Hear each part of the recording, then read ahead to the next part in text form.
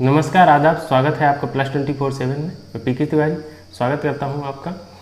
तो आज का जो लेटेस्ट खबर निकल के आ रहा है कि क्या बरगेक में जो 40-50% वाले मुद्दा हैं उनके लिए क्या दोबारा से ऑनलाइन फॉर्म भरने के लिए पोर्टल ओपन होगा या कि ऑफलाइन ही भराया जाएगा। तो एक सबसे बड़ी क्वेश्चन ये निकल के आ रही है। कुछ लोग ऐसे भी हैं जो अभी तक फॉर्म नहीं भरे हैं, तो उनका भी यही क्वेश्चन है कि सर क्या दोबारा से पोर्टल ओपन होगा बरगेक का फॉर्म भरने के लिए। तो आइए जानते हैं इस वीडियो में, सब एक्सप्लेन से पूरी जानकारी जानेंगे क्या होगा क्या नहीं होगा, क्या गवर्नमेंट ने डिसीजन लिया और क्या हाई कोर्ट ने उसको सुझाव दिया या कि आर्डर दिया। ठीक है, पर उसके पहले मैं बात करना चाहूँगा जो अभी पिटीशन लगाए थे जिनके 89 लोगों को जो आर्डर हुआ था कल के डेट में, कल ये पर्व के डेट में, तो उसके बारे में बात करते हैं कि उन लोगों को मुख्य डॉक्यूमेंट्स क्या क्या लगेंगे। इसके बाद जस्ट हम उसी मैटर पे आएंगे, आप तब तक के लिए बने रहिए वीडियो में। तो उसके लिए जो आवश्यक डॉक्यूमेंट था भाई, तो फर्स्ट तो ये था 1 नंबर पर आवेदक का लिखित आवेदन जिसमें माननीय उच्च न्यायालय के आदेशों का विवरण, आवेदक का पूर्ण पता और कम से कम 3 मोबाइल नंबर। यानी ये तो डॉक्यूमेंट्स बहुत अनिवार्य जितने हैं सभी हैं, लेकिन उसमें समझने वाली बात है कि जो स्वलिखित हो, मतलब कि आपके द्वारा लिखी गई हो। ठीक है, उच्च न्यायालय के आदेश का विवरण भी होना चाहिए उसमें, आवेदक का पूर्ण पता होना चाहिए रेसिडेंशियल, कम से कम 3 मोबाइल नंबर। अब ये बोला कम से कम, यानी एटलीस्ट आपको उतना तो लगेगा ही लगेगा। ठीक है, दूसरे नंबर पर देखते हैं माननीय उच्च न्यायालय के आदेश की मूल सर्टिफाइड प्रति जिसमें न्यायालय के स्टाम्प लगे हों। अब बताऊंगा एक एक करके, इसका सल्यूशन भी दूंगा कि आपको ये कहाँ से मिलेगा, कैसे मिलेगा, कैसे उपलब्ध होगा, कैसे फॉर्म भरना चाहिए, हर चीज़ बताऊंगा। ठीक है, पहले आप सुनिए। 3rd नंबर पे, तीसरे नंबर पे जो मांगा गया है, तो माननीय उच्च न्यायालय की आधिकारिक वेबसाइट से याचिका संबंधित पूर्ण विवरण की प्रति जिसमें आवेदक का नाम चिन्हित हो। मतलब वही जो आप रिट पिटीशन दायर करेंगे, जो आपका नंबर आएगा उसमें जो आपका नाम होगा वो वाला पूरा एक मतलब पूरा लिस्ट ही लगेगा। ठीक है, वो भी आपको लगाना पड़ेगा। चौथे नंबर पे है पात्रता परीक्षा का आवेदन पत्र, प्रवेश पत्र एवं परिणाम का प्रिंट। ये आपको चाहिए। पात्रता परीक्षा का आवेदन पत्र जो आपने मतलब आप आवेदन ऑनलाइन किया होगा ना, जिसमें क्या वो रहता है फीस पूर्ण भुगतान है वाला, वो लगेगा। प्रवेश पत्र जिसमें आपका एंट्री गेट का वो हो, वेरीफाइड हो, एवं परिणाम का प्रिंट जो आपका रिजल्ट आया बरगेक का। 5वें नंबर पे आपको लगेगा, ये फॉर्म भरने का है। ठीक है, ये रिट पिटीशन लगाने का नहीं है, ये भी आपको बता दूँ, ये फॉर्म भरने का है। जब आप ESB में जा करके फॉर्म भरेंगे उसके लिए मूल दस्तावेज की बात कर रहा हूँ, ये पिटीशन लगाने का नहीं है। पिटीशन लगाने का मैं पहले अपने वीडियो में बता चुका हूँ। नहीं आप बोलोगे कि सर पहले आप कुछ दूसरा बोले थे, अब कुछ दूसरा बता रहे थे। ये अभी मैं उन लोगों को बता रहा हूँ जिनका पिटीशन नंबर आ गया है, जो फॉर्म अप्लाई करना चाहते हैं ESB में जा करके, भोपाल जाना पड़ेगा उसके लिए। फिर 5वां नंबर आपको लगेगा MP ऑनलाइन की प्रोफाइल का प्रिंट। ठीक है, 6वां लगेगा आपको अपने आधार कार्ड के दोनों तरफ की स्पष्ट प्रति फोटो लगेगी, मतलब ठीक है, खींच करके उसको आपको मतलब उसका प्रिंट निकाल करके आपको जमा करना पड़ेगा। अब जो क्वेश्चन आ रहा था, बात करता हूँ ऑनलाइन के बारे में, रुकिए थोड़ा, उसको बहुत एक्सप्लेन के साथ मैं समझाने वाला हूँ। अब देखिए इसमें क्या है, माननीय उच्च न्यायालय के आदेश मूल सर्टिफाइड प्रति जिसमें न्यायालय के स्टाम्प लगे हो, माननीय उच्च न्यायालय की आधिकारिक वेबसाइट से याचिका संबंधी पूर्ण विवरण के प्रति जिसमें आवेदक का नाम चिन्हित हो। ठीक है, ये सारे चीज़ें जितने भी दस्तावेज हैं ये बहुत ही अनिवार्य हैं।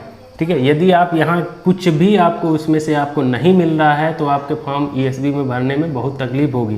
अब बोलोगे सर अब कैसे करें, कैसे फॉर्म भरें, कैसे ये, यदि किसी का पिटीशन नंबर भी आ गया है तो क्या करें। तो यदि आपका पिटीशन नंबर आ गया है तो आप कोई ऐसे वकील को पकड़िए जो आपको लास्ट समय तक साथ दे। ये नहीं कि बस वो पिटीशन लगा दिया, आपको पकड़ा दिया, लिस्ट में नाम आ गया, अब भागो अपना काम करो। ठीक है, तो यदि आप लगा रहे हो तो मेरा तो ये कहना है कि आप बहुत ज़्यादा ऑनलाइन के भी चक्कर में मत फंसो, क्योंकि ऑनलाइन के चक्कर में फंसने की बात नहीं है। आप ऑनलाइन आपका पिटीशन नंबर मिल जाएगा, इसके बाद वो जो भी आपका ऑनलाइन लगवाएगा उसका काम तो हो गया कंप्लीट। ठीक है, वो आपको नंबर दे देगा, रिट पिटीशन नंबर। बाकी जितने भी डॉक्यूमेंट्स हैं ये आपको कौन उपलब्ध कराएगा। फिर आप इस वकील से उस वकील का चक्कर काटते रहेंगे। ठीक है, आपको कोई ऑथेंटिक जानकारी भी नहीं मिलेगा। तो आप जो है मेरे टेलीग्राम में भी ज्वाइन कर सकते हैं, वहाँ से मैं आपको वकील का नंबर दे दूँगा, अच्छे से आप वहाँ संपर्क कर सकते हैं, या कि भोपाल चले आइए, भोपाल नहीं जबलपुर आ जाइए। ठीक है, वहाँ से आपको लग जाएगा। इतनी सारी चीज़ें आपको अनिवार्य रूप से वहाँ जमा करना पड़ेगा। कहाँ? फॉर्म भरेंगे जब तब, ठीक है। तो ये सारी चीज़ें निकाल पाना और ये स्टाम्प वगैरह का तो आपको बिना आए तो बन नहीं सकता श्रीमान जी, आपको आना ही पड़ेगा, जबलपुर आना पड़ेगा, ठीक है। अब आपका क्वेश्चन है कि सर पहले इसके बारे में बताइए जो आपने शुरू में बोला था, क्या ऑनलाइन के लिए पोर्टल स्टार्ट होंगे? तो मैं आपको एक जो हाई कोर्ट का डिसीजन है, ठीक है, उसको पढ़ता हूँ, आप सुनिएगा। Considering the order passed by the coordinate bench dated 22/06/23 in writ petition number 13453 upon 2023 by way the interim measure, it's declared that the petitioners shall be allowed to participated in the selection process provisionally either through online mode or through offline mode, ठीक है। Participated मतलब क्या है? Form भर पाएंगे। इसके लिए अंतरिम निर्णय दिया गया है कोर्ट के द्वारा, ठीक है।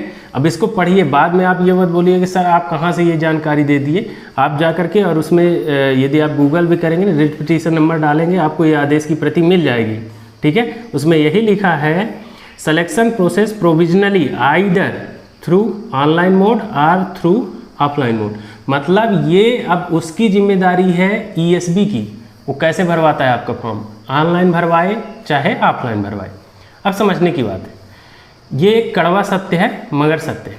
यदि वो ऑनलाइन फॉर्म भरवाता है तो क्या उसे भी पता है, उसे भी इस बात की जानकारी है कि इसमें सभी फॉर्म अप्लाई करने के बारे में सोचेंगे, बहुत सारे उसको रूल चेंज करने पड़ेंगे अपने। तो ये थोड़ा मुझे मुश्किल समझ में आ रहा है कि ईएसबी जो है ऑनलाइन के लिए ओपन करे, वो ऑफलाइन फॉर्म ही जहाँ तक हो सकेगा जमा करवाएगा, ठीक है। ये अभी तक मुझे ऐसा लग नहीं रहा, ये कड़वा सच है मगर सत्य है, ऐसा ही होगा, ठीक है। तो आप इन सब चीज़ों के बारे में मतलब तैयार रहिए कि आपको ऐसा करना पड़ेगा। यदि आपने रिट पिटीशन लगाया है तो आपको रिट पिटीशन का नंबर में आपका नाम आ जाएगा। इसके बाद आपको जा करके ईएसबी यानी भोपाल ही जा करके आपको एम्प्लॉयमेंट सिलेक्शन बोर्ड में ही जा करके आपको आवेदन जमा करना पड़ेगा, ठीक है। अब आप किसी के भी फालतू बहकावे में मत आइएगा, ठीक है। आप इन सभी सिलेक्शन प्रोसेस से गुजरिए। यह कि आपको एक और चांस है कि आप 4 तारीख को जो आंदोलन हो रहा है उसमें ज़्यादा से ज़्यादा लोग इकट्ठा होइए और इस वीडियो को ज़्यादा से ज़्यादा फैलाइए, ठीक है, जिससे सभी लोगों तक ये पहुँचे और लोग बाग जागरूक हों, ज़्यादा से ज़्यादा इकट्ठे हों।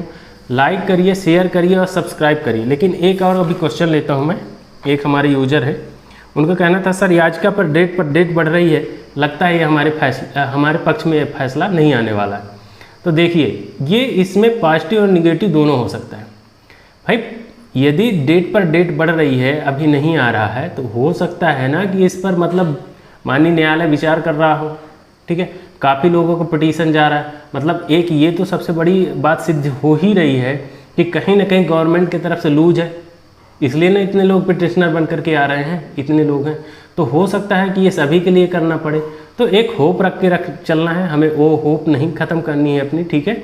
और ज़्यादा से ज़्यादा पार्टिसिपेट करना है आंदोलन में जो 4 तारीख को हो रहा है। उसमें 51,000 पद वृद्धि के लिए भी है, ठीक है। शिक्षक वर्ग 3 की जो लेटेस्ट जानकारी है उन सब चीज़ों के लिए है, ठीक है, 51,000। और जो शिक्षक भर्ती में घोटाला हुआ है उन सब की चीज़ों के लिए भी है। तो ज़्यादा से ज़्यादा लोगों तक शेयर करिए, ठीक है। और सबसे इम्पोर्टेंट बात, लाइक और शेयर और सब्सक्राइब जरूर करिए, ठीक है। मिलेंगे नेक्स्ट वीडियो में, तब तक के लिए जय हिंद, धन्यवाद। हंसते रहिए, मुस्कुराते रहिए।